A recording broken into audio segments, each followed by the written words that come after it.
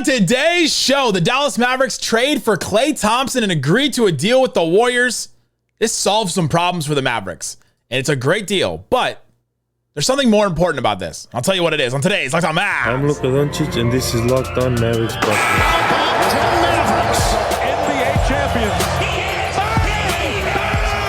It's good, and the Mavericks have won the game. If you don't believe, you shouldn't be here. Loyalty never fades away.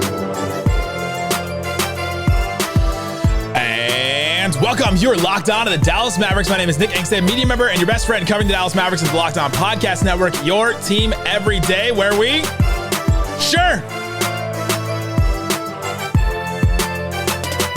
let it ride for a trade, for a champion, for a trade for one of the greatest shooters of all time. Sure, we'll let it ride for that. Thanks for being part of the show, making Locked On Mavs your first listen today, where the best way you can help us grow the show is to listen every day on any podcast platform, leave a 5-star review, like the video, and comment anything below. Let me know in the comment section what was your reaction to the Mavs trading for Klay Thompson. Bringing Klay Thompson into the fold. Today's episode is brought to you by FanDuel. Make every moment more as playoffs wind down. The sport stops sporting like we want them to. But this summer, FanDuel is hooking up all customers with a boost or a bonus daily.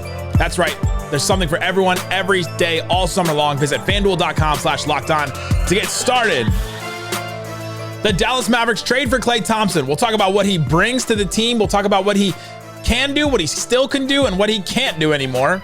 There's a little bit of that with a Klay Thompson signing. We'll talk about what the deal is, what the Mavericks are getting themselves into right now, what the Mavericks sent out. We'll talk about how that sort of shakes up. We'll talk about where the Mavericks roster stands now. We'll talk about all that kind of stuff. We'll talk about the pivot moves that the Mavs don't have to do now that I was not happy. I was writing a list of pivot moves the Mavs can make, and I was like, oh, no, I don't know about this. But let's start here. The Mavs trade for Klay Thompson is reported by Adrian Wojnarowski. 3 years, $50 million is the most they could offer him. 3 years, not 4 years, I think is important. The Mavs get Klay Thompson. He's 34 years old, yes. One of the best three-point shooters in the NBA still, yes. 39% on 9 threes a game last year. Really great. He solves a problem for the Mavericks. The Mavericks needed another shooter. The Mavericks needed another scorer. Now, one thing the Mavs are going to have to do is change their playbook a little bit. Yes, Klay is going to get a ton of open threes now. Yes, Klay is going to help the Mavericks spacing-wise, because how do you leave Klay Thompson open? The Mavs, teams playing the Mavericks in the playoffs were leaving Derrick Jones Jr., leaving PJ Washington, leaving Dante Exum, leaving Josh Green, all over the place. Imagine if one of those is Klay Thompson now. Solves a problem for the Mavericks. Great. Love that. Solves a problem for the Mavericks. And that's when I look at these transactions, I say, did it solve a problem that this team had? And if you get to the end of it and you go, oh, I don't know that it did. It's fun. It's fun. Did it solve a problem? But this one does. It absolutely does. It's an improvement. Think about it as the improvement over Tim Hardaway. Where Quentin Grimes is the improvement over Josh Green. Maybe Najee Marshall is the improvement over Derrick Jones Jr. We'll see in time on both of those. But Klay Thompson is going to be an improvement on Tim Hardaway Jr. And that's where we are right now with this team. But I think more importantly than Klay Thompson coming in and solving a problem on the court for the Mavs, one of the big things Nico Harrison said when he came in to be the Dallas Mavericks president of basketball operations, he had this interview with our own WFAA. He sat down with them and he said this phrase probably 7 times during the interview. And we all cracked up so much that it's been on the board ever since. Dallas is going to get a seat at the table. Dallas is going to get a seat at the table. Think about where this franchise has been in the past. It was 9 years ago, I think yesterday, June 30th, maybe July 1st, that the report came out from Chris Broussard, whether true or not. Mark Cuban, tell me if it is or not. Email me, text me, whatever.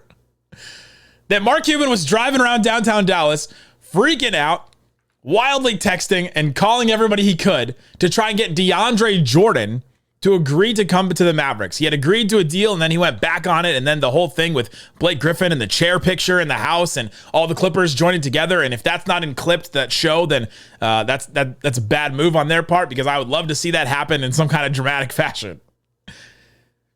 But there was that. There was the missing out on Carmelo Anthony. There was missing out on Dwight Howard with the ridiculous cartoon superhero thing that they made for him, like the thing that they made for him. There was the going for Mike Conley and Hassan Whiteside in the same offseason and missing out on those guys. There was going for Darren Williams and Mark Cuban going to Shark Tank and not going to that meeting.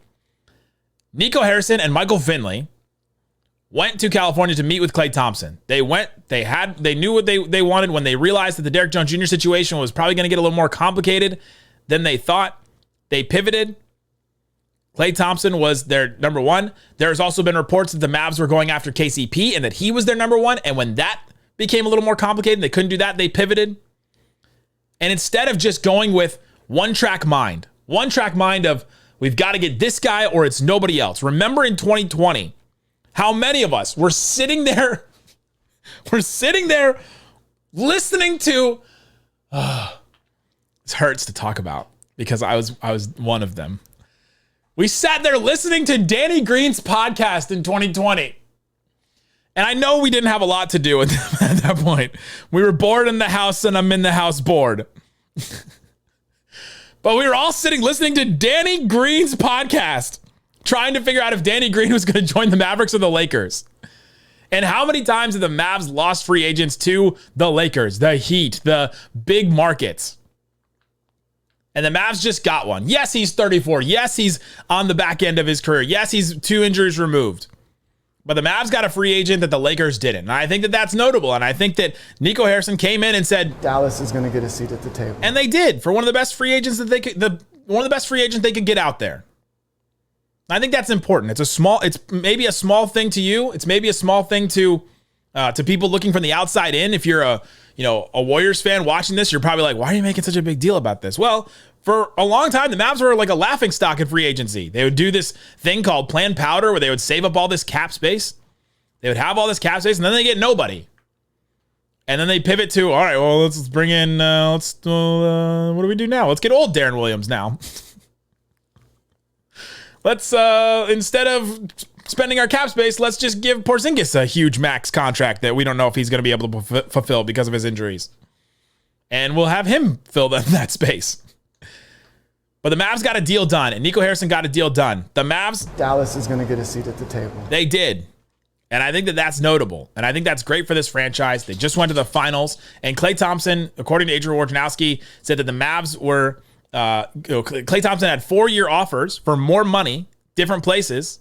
We're not sure if that one of those was the Lakers. But he had 4-year offers for more money, but decided that he wanted to take less because it was offset by the ability to win a 5th championship. The Mavs were looked at as a contender by Klay Thompson.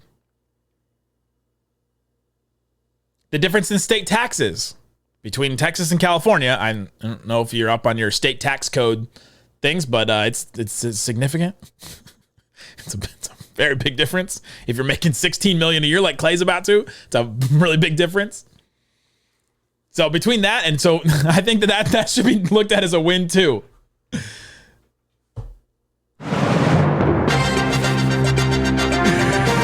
Breaking news, the Mavs having no state taxes in Texas finally lures them a free agent after all these years of people saying that could be a factor. Could it be a factor, not having state taxes? It should be looked at as more of a factor. Now it finally is for a free agent. The Mavs getting Klay Thompson and Dallas is going to get a seat at the table. Getting a seat at the table, I think, is important for a championship guy to come in, to bring that experience, to bring the three-point shooting, to solve the problem that he does. I think all that combined is significant for this Dallas Mavericks team. They've now got the streamlined front office where there's not as much owner interference. Again, email me, Mark Cuban, if you'd like to discuss that. But it goes Patrick Dumont as the governor, the owner of the Mavs, to Nico Harrison, Michael Finley, and everybody in the front office. It's streamlined now. They went in, got it done.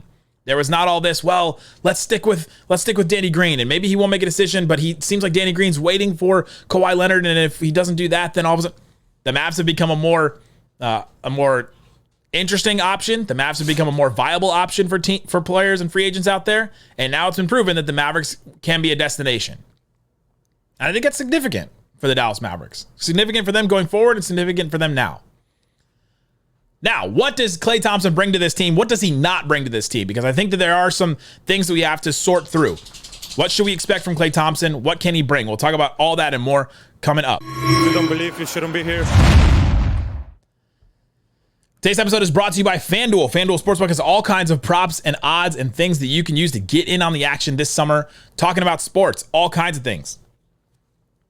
I think Klay Thompson didn't change the Mavs odds to win the West. I think it actually went down. They're plus 500 right now. So if you're feeling good about the Mavs winning the West with some of the additions the Mavs made, they still have a couple other things they can do. You can check that out as well. Bronny James still has a tab on FanDuel. I don't know if you're still interested in Bronny James after the draft, but you can go check that out right now. There's all kinds of boosts and bonuses daily and all that stuff. They've got the Euro 2024 on there, the soccer tournament. They've got Copa America on there as well. So all kinds of fun stuff. WNBA. You can check out as well. The Dallas Wings are an 11.5 point underdog against the Storm going on Monday night. But check out FanDuel.com and get in on the action. FanDuel.com. FanDuel.com. My first shot, my first make. Thanks everybody for hanging out with us on Locked On Mavs, being part of the show, part of the Raccoon Squad, listening every day. Appreciate each and every one of you for checking out the show daily, 5 days a week, all throughout the offseason. Maybe I'll go on some vacation at some point, but the Mavs keep giving me things to talk about. So this is why we're here. Mavs went on a finals run, and in the finals run, one of the biggest things all throughout it was, oh my gosh, this team just needs one more shooter. They need one more scorer. And how much time do we spend in the finals and even before that going, can Tim Hardaway just give us like 5 minutes here or there? Just 2 threes. Can you just give us 2 threes here or there? He's knocked down a couple shots, and they got it a couple times. Hardy in the Timberwolves series got Tim Hardaway gave it to you in game 2 of the Thunder series, which is a huge game, huge swing game for the Mavericks in that series. Exum gave you a couple in the finals. But they just needed that one knockdown guy. They needed that third scorer. And Klay Thompson, yes, he's 34 years old. He'll be 35 in February. He's been back 2.5 years from the Achilles injury and the ACL injury and all those. And back, he's actually recovered pretty nicely from those. Last year, he's averaged about 18 points a game, 39% on 9 threes a game, shot 50% on 2s, which is not great, but he only took like 5 a game. So you're not really asking him to take a lot of those. A couple step inside the line, attack a closeout, and take a little jumper. If he's got space for him, great. He can hit those shots for sure. You're not going to ask him to create a lot of offense, which I think is one thing that if we want to talk about something that he doesn't bring. The Mavs did not get their go get me a bucket scorer. They don't have that third guy. They still don't have that third guy. They've got a third option to do that. They'll have to increase their playbook a little bit because forever the Mavericks, for at least since Luka and Kyrie have been on the team, actually since Luka and Brunson were running the team basically, under Jason Kidd, it's been Luka's the scheme, and the guy that replaces Luka in the lineup when Luka sits on the bench is the Luka now. They did this with Brunson, and Brunson turned into what he is now. They did this with McKinley Wright the fourth, who was put in the situation where like, all right, go in there and just cook. He was like, oh my God, right now? Like, yes. They've done this with Hardy. They've tried this over and over again with guys, and it just doesn't work. You've got to create some kind of offensive system for this, and I think they've got to open the playbook, but they didn't really have guys to open the playbook for. The Mavs have had a lot of these role players that are just come in, knock down a shot, maybe attack a closeout, but mostly not. Mostly just standstill shooters, and it's been by design because Luka creates the most catch-and-shoot threes, most wide-open threes in the NBA. He just does. So for everyone that I've seen a lot of takes today that have been, how does Klay Thompson even fit into the Mavericks offense? Doesn't it, like, the Mavs offense could not be more different than the Warriors offense. That's true. There's less ball movement. There's less sharing of the ball here and there. But you know what? Klay Thompson's going to get a bunch of wide open shots. And if you want an aging Klay Thompson to still be running around on offense and trying to have to run through, he used to be the guy that ran the most in the NBA. Ran the most miles in the NBA. I don't know if that was true this past year, but he used to be the guy that ran the most. They still have the hustle plays. They still got to have the hustle, like, measuring plays. Like, he ran 5 miles in a game. Klay won't have to do that as much in Dallas. Now, they'll want him to do that a couple times here and there, and they'll have to open up the playbook for him. But they can now. I don't think you were doing that for Tim Hardaway Jr. He's not the same kind of movement off a screen shooter. The Mavs desperately wanted him to be, and they ran some stuff for him. And so now the Mavericks have this incredible spot-up shooter, incredible guy that they can run off of screens, do all that kind of stuff. He's going to be a veteran. He's the oldest on the team by a couple years. I think he's 2 years older than Kyrie, who was the oldest before, 2 years older than Maxey, too. Consummate professional. He's going to come in. He's a 4-time champion. So now the Mavs have Kyrie with a championship and Klay with 4. That's experience right there. They needed that. Another voice in the locker room that's been there before. You'll have Klay Thompson and Kyrie sharing 2016 stories and sharing 2018 stories of the finals and all that. That's going to be fun for them.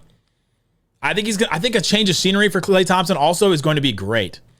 He's been in that Warriors locker room for a long time. He's been with some of those guys for a long time. He's been with Draymond Green for a long time. The Mavs don't have a Draymond Green, Klay. Klay, if you're listening to this, the Mavs don't have a Draymond Green. If they have someone close to it, there's no one close to it.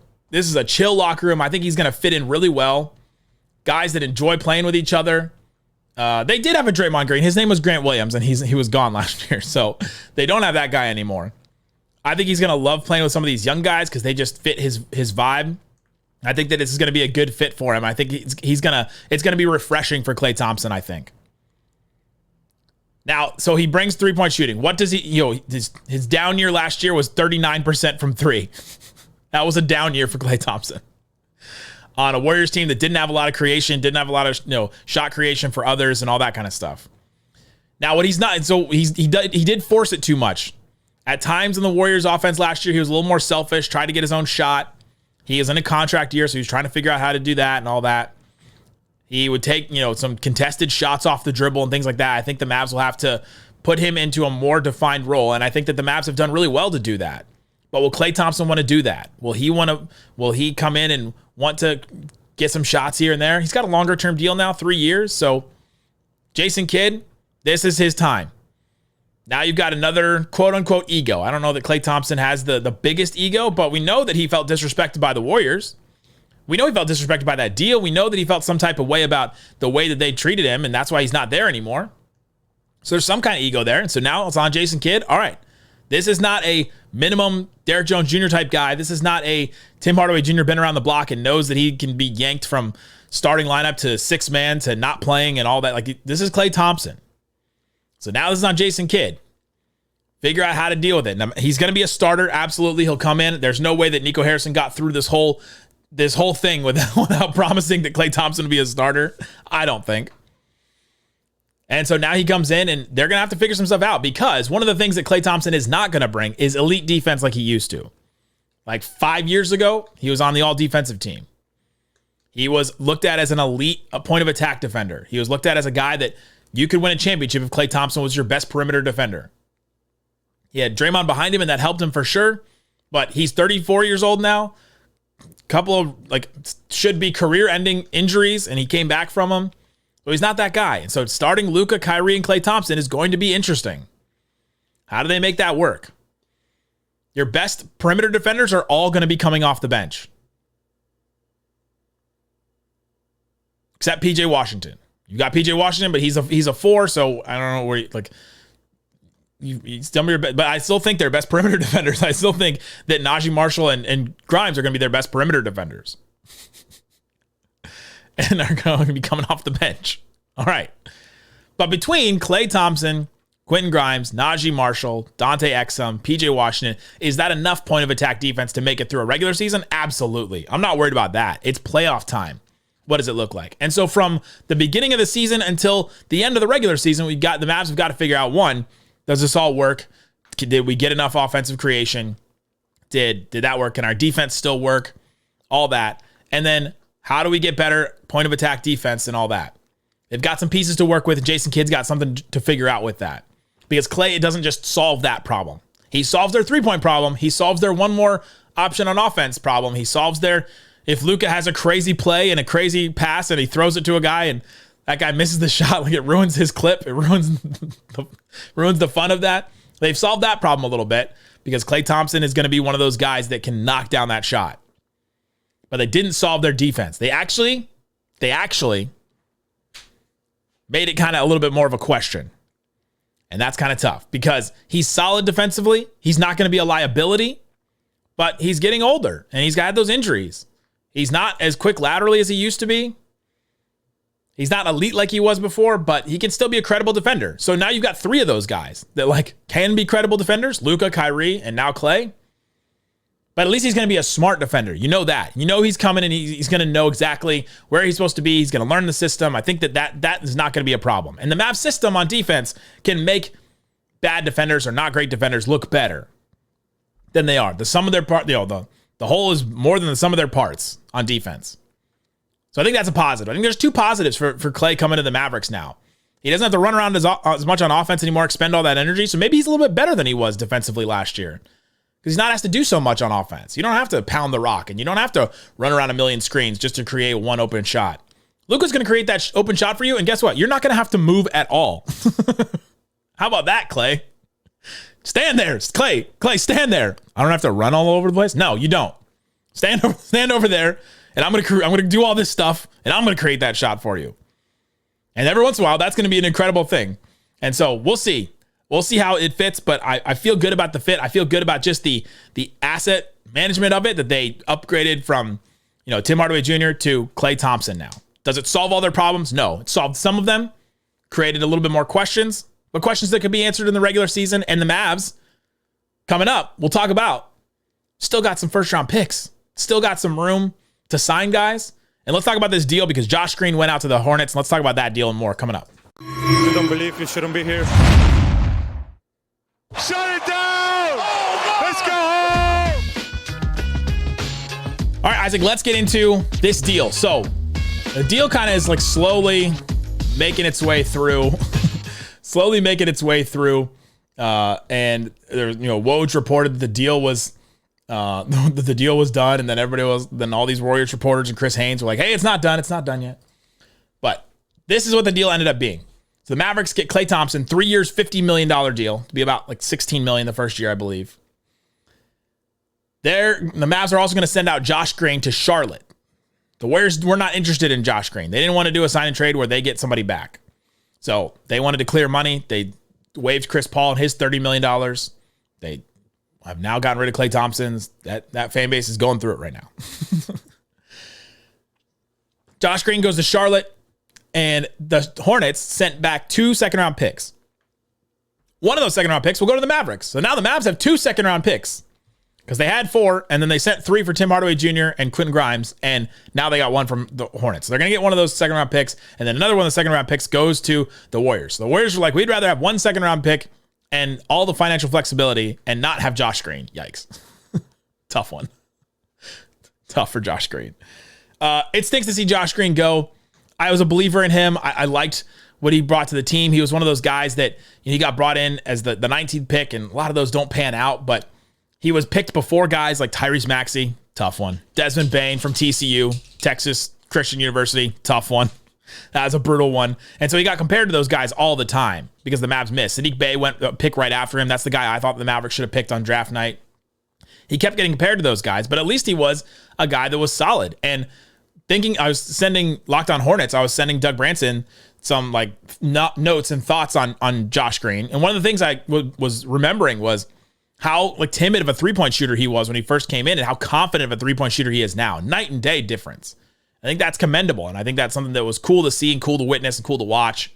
Cool to see him, have those stories where he was working out with, Kyle Lowry in the offseason in Las Vegas and all that kind of stuff. And so I'm sad to see Josh Green go. But I'm not too sad because Quentin Grimes is going to replace everything that Josh Green did. And I think he's going to be better at it. So the Mavs 1-to-1 replaced him. So whatever you were concerned about, oh man, the Mavs are going to miss Josh Green's this. They're going to miss Josh Green's this. Quentin Grimes does that. He does all those things. And I think Najee Marshall does the passing of Josh Green because I don't think Quentin Grimes has the passing ability that Josh Green did, but Najee Marshall definitely does. And so they replaced that. They replaced that with 2 guys that could be better than him. And so the Mavs aren't missing too much in this because I think Nico Harrison's done a really good job in taking what the Mavericks had, which was not a ton, and getting some guys. So now you look at the lineups that the Mavericks can throw out there, and I think that Lively will start. We'll probably do some shows on that and all throughout the offseason and all that. We can debate that if we want, but I think that Lively starts. Luka and Kyrie obviously start. Klay Thompson's definitely going to start. PJ Washington's going to start. It's a pretty good starting lineup. Offensively, if Lively steps out and starts hitting some threes, that's a great offensive lineup. You've got spacing. You've got attackers and Luka and Kyrie, creators. You've got, I think PJ Washington's going to add a little bit more off the dribble. Klay Thompson can do some stuff off the dribble. So for as much as Warriors fans complained about him, at least he can do some things off the dribble. Just don't force some of those shots. Derek Lively can have a post up and obviously be a roller and all that. Like, they've got a lot of options on offense. That's a good starting lineup. Coming off the bench, Gafford will probably be one of the first off the bench. You got Quentin Grimes, Najee Marshall, two of your best perimeter defenders.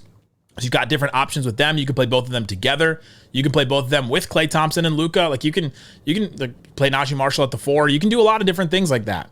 Maxi Kleba, Dante Exum, Jaden Hardy, Dwight Powell, Omax Prosper coming into his second year this season, and then AJ Lawson. You got one more roster spot to do something with. You've got about $4.4 million in the mid-level exception. They used some of the mid-level exception to sign Najee Marshall, so they've got another spot. There's some guys the Mavs could go after, and maybe we'll talk about that a little bit later on the show. But yeah, the Mavs have another thing to do, but they've pivoted pretty well. You basically turned Tim Hardaway Jr., Josh Green, and Derek Jones Jr. into Klay Thompson, Quentin Grimes, and Najee Marshall. It's not bad. Plus, you didn't lose any of your first-round picks that you had. I think you had 2 that you were able to trade. You have 2 second-round picks, and you started with 4, so that worked out pretty well. And now you're stuck under the first apron, so you're not going to be a tax team. Financial flexibility, you're stuck under it, so you can't make it, a ton of moves after that. Like, you can't go, you can't make a ton of moves because you're hard capped because you signed and trade for Klay Thompson, but they're still under the first apron, which I think is great, and especially great for going into free agency next year, going into, trade deadline this year. Great. Love what the Mavs have done. You can go get a Spencer Dinwiddie to add that extra shot creation. You could go get you could go maybe try and trade for sign and trade for, well, you can't sign and trade, but you can go and try to get a Dennis Smith Jr. with that. You just want that one more guy.